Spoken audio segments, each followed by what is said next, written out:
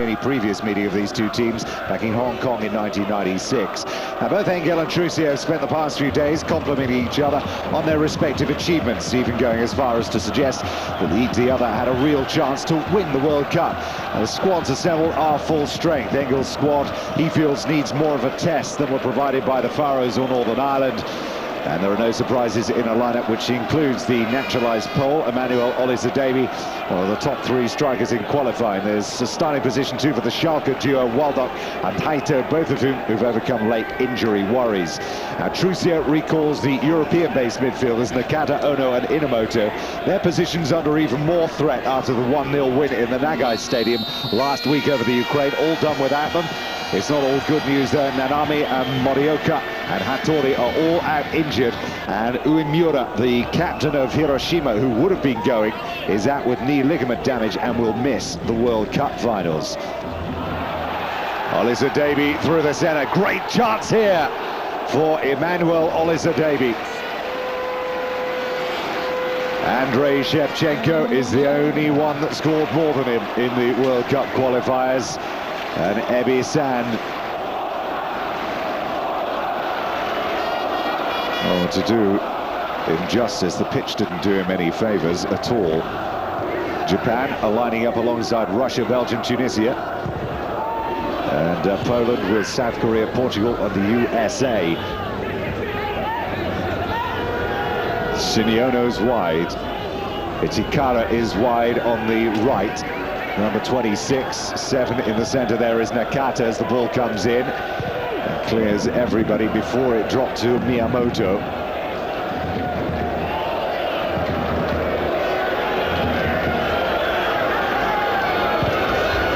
That's a great overlapping run. There's Hikara and Nakata. There's been an uneasy silence between Nakata, arguably Japan's #1 player, and Philippe Trussier over the past year, ever since the Confederations Cup final. Nakata decided he wanted to leave before the final to go back to be with his club side Roma, but only to sit on the bench.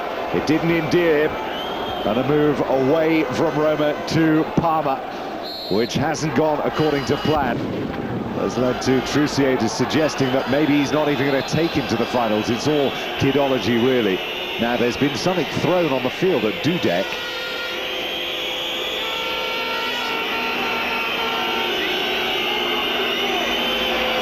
Crazy, really. That's their own fans behind them.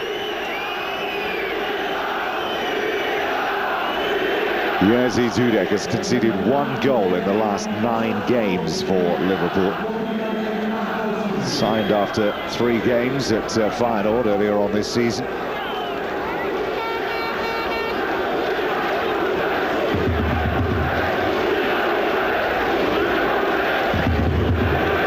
Well, he looks as if he's all right to continue.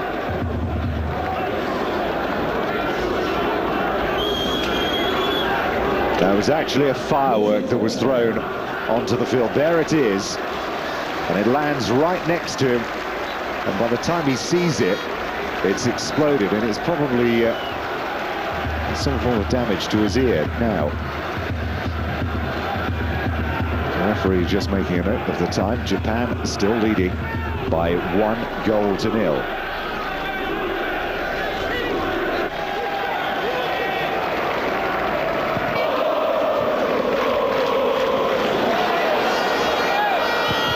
Now Suzuki, one of the few from Kashima in the side, scored 2 goals against the Cameroon in the Confederations Cup last year.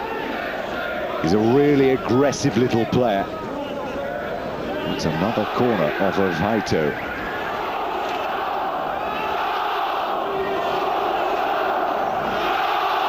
Ono leaving it this time for Nakata.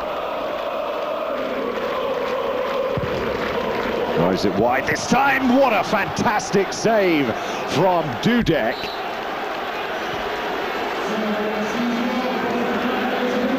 Matsuda coming in, and he made it full on, and that was world class from Dudek. Once again, though, the positioning perhaps of Zevlakov needs to be questioned. 4 minutes then to go to half-time, and the Poles have created one chance, which Olisadebe blew way over the top of the crossbar. It's Ikada. It's Ikada's ball.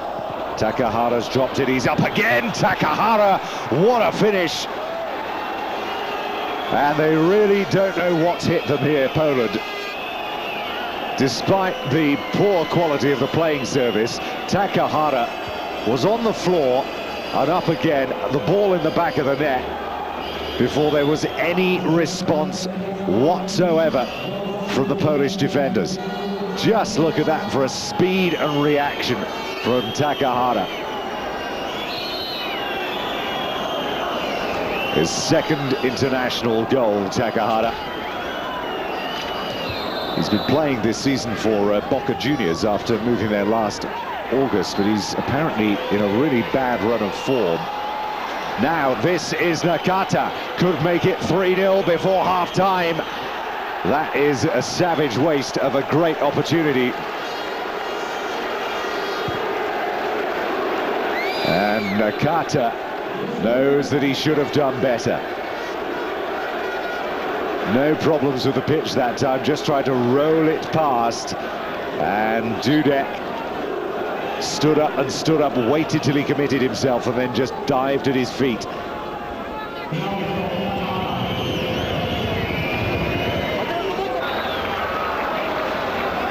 Well, Poland have made a whole heap of substitutions at the end of that first half. It's done nothing to get them back into this game. Olisadebe, he's at Panathinaikos on loan from Wisla Krakow, and he will be lining up for sure next week against Barcelona in the quarter-finals of the Champions League. Plenty have shown an interest in Olisadebe this week. Toda, the scorer of the goal last week against the Ukraine, Mayoyin, is on to replace him. Can play anywhere across midfield, a real utility player.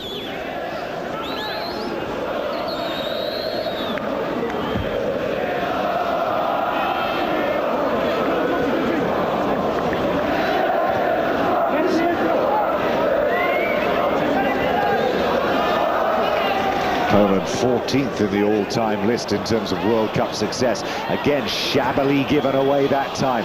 Could open up once again for Nakata. Nakata goes to the far post. Oh, again, that was a quite outstanding save, this time from Matyasek. On as the replacement for Dudek. And if there's one area of the field which looks as if it's covered with enough quality at the moment for the Poles, then it's the goalkeeping job. Suzuki with that chance, and there was the first real opportunity of the second half. Zevlakov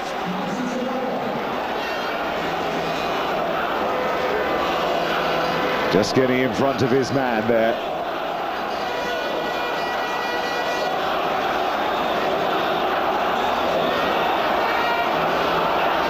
Mizanovic's cross has been about the best one they've made in this game so far.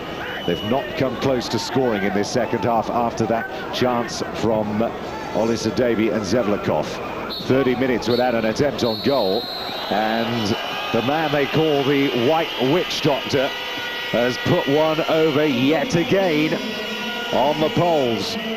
Philippe Troussier will be exceptionally happy with his team's display. They dominated this game for 90 minutes and ran out deserved winners. The only surprise that they didn't score any more goals during the process of winning the game. Final score then here, 2-0.